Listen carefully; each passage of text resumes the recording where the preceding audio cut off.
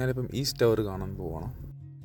1528 ഒരു അറ്റാക്ക് കഴിയുമ്പോഴേക്കും ഇത് രണ്ടാമത് റീബിൽഡ് ചെയ്തു. റീബിൽഡ് നിന്ന് സ്ട്രെങ്തൻ ചെയ്യിപ്പിച്ചു. അതിൻ്റെ അകത്തേക്ക് പീരങ്കികൾ അതൊക്കെ വെക്കാനുള്ള സ്പേസ് ഉണ്ടാക്കി. ഇങ്ങനെ ഗാർഡ് പൊസിഷനിങ്ങും ലുക്ക് ഔട്ട് പ്ലേസസ് ഒക്കെ ഉണ്ടാക്കി.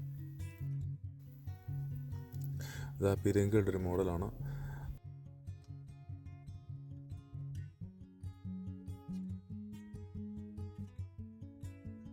ഇതൊരു നാരോ ഡിഫെൻസ് വിൻഡോ ആണ്. ഇതിലൂടെയാണ് സെക്യൂരിറ്റീസ് ഒരു പ്രോപ്പർ സർവൈലൻസ് ചെയ്തുകൊണ്ടിരുന്നത്. നോർത്ത് സീയിൽ കൂടെ ഏതെങ്കിലും ഇൻട്രൂഡേഴ്സ് വരുവാണ് എങ്കിൽ അവരെ വളരെ ദൂരത്ത് നിന്ന് തന്നെ കാണാനും മനസ്സിലാക്കാനും പ്രോപ്പറായിട്ട് റിയാക്ട് ചെയ്യാനും അവർക്ക് പറ്റുന്നത് ഇതുകൊണ്ടാണ്. ഇവിടെ താമസിച്ചുകൊണ്ടിരുന്നവർ യൂസ് ചെയ്തുകൊണ്ടിരുന്ന ഒരു ഫ്രഷ് വാട്ടർ കിണറാണിത്. 100 അടി താഴ്ചയുള്ള ഒരു കിണർ. ആ കാണുന്നതാണ് ഇവരുടെ കിച്ചൺ. ഈ കിച്ചണിൽ ഇതാണ് അവരുടെ ഒരു ബേക്കിംഗ് ഓവൻ. ഈ താഴെ പൊട്ടിപ്പൊളിച്ച് കുറച്ച് കോൺക്രീറ്റ് കിടപ്പില്ലേ, അതായത് ഈ സെക്കൻഡ് ഫ്ലോറിലുള്ള ആ ഡൈനിങ് ഹാളിലേക്കുള്ള ഒരു സ്റ്റെയർ കേസ് പുറത്തുനിന്നുണ്ടായിരുന്നു. അതിൻ്റെ അവശിഷ്ടമാണ്. ഈ കാണുന്ന ഗേറ്റിൽ കൂടിയായിരുന്നു ബാക്ക് സൈഡിൽ നിന്ന് കടലിൽ നിന്ന് പിടിക്കുന്ന മത്സ്യങ്ങളും ഓയിസ്റ്റേഴ്സൊക്കെ കിച്ചണിലേക്ക് കൊണ്ടുവന്നിരുന്നത്. ഞാനിപ്പോൾ നിൽക്കുന്നത് ഇവിടെ ഡൈനിങ് ഹാളിലാണ്. ഇവിടെയാണ് രാജാവും ഫാമിലിയും ഫുഡ് കഴിക്കണത്. ഈ സൈഡ്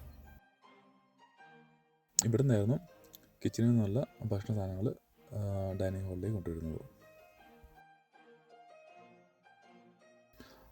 ആ കാണുന്നൊരു ഫയർ പ്ലേസ് ആണ്.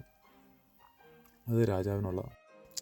ബാക്കി 2 ബാക്കിയുള്ള ആൾക്കാർക്ക് വേണ്ടിയുള്ള ഫയർ പ്ലേസ്. ഫയർ പ്ലേസ് എന്ന് പറഞ്ഞാൽ ബേസിക്കലി ഈ തീ കായുന്ന സ്ഥലം മാത്രമേ ഉള്ളൂ.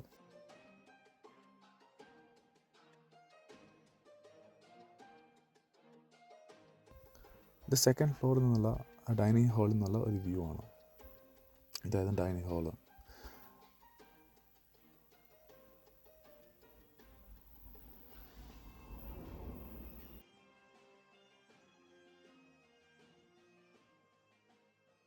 ഇതിവിടുത്തെ ഒരു മേജർ ക്രൈം ചെയ്യുന്ന ആൾക്കാർക്കൊക്കെ കിട്ടുന്ന ഒരു പ്രിസണാണ്. ഓക്കെ, ഈ പ്രിസണിൽ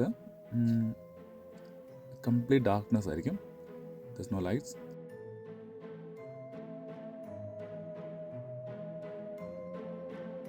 ഇത് മാത്രമാണ് ഇവിടുത്തെ ഒരു ലൈറ്റ് സോഴ്സ്.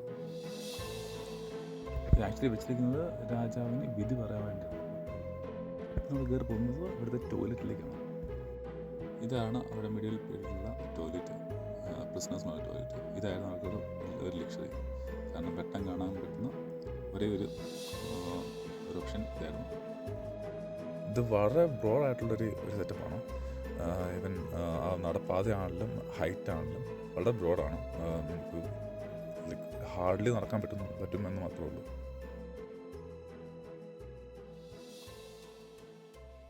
നമ്മളിപ്പോൾ കയറുന്നത് മിഡ് ടവർ അല്ലെങ്കിൽ വെസ്റ്റ് ടവർ എന്ന് പറയുന്ന ഒരു സെക്ഷനിലേക്കാണ്.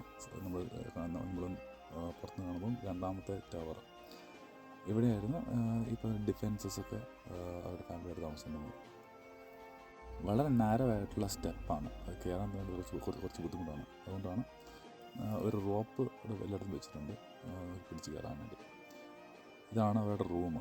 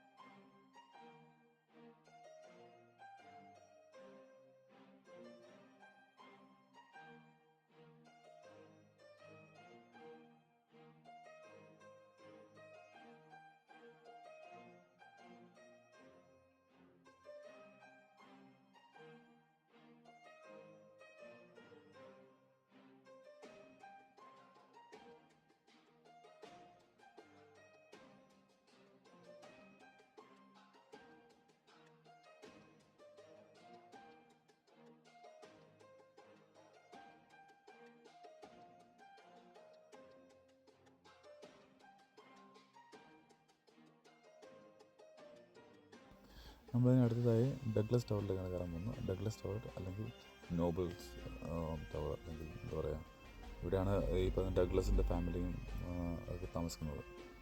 ഡഗ്ലസ് ആയിരുന്നു രാജാവ്. യെസ്, നമുക്കിനി ബാസ്റോക്കിലൊന്ന് പോകണം. ബാസ്റോക്കിൽ പോകാനായിട്ട് നമുക്ക് ബോട്ടിൽ മാത്രമേ പോകാൻ പറ്റുള്ളൂ. ബോട്ടിൽ ടിക്കറ്റ് ഞങ്ങൾ എടുക്കണം. ഞാൻ ഓൺലൈൻ നോക്കിയായിരുന്നു, കിട്ടിയില്ല. അപ്പം അതിൻ്റെ എൻക്വയറി നമുക്ക് നടത്തണം, എന്നിട്ട് വേണം പോകാനായിട്ട്. ഓക്കെ, അപ്പോൾ ശരി.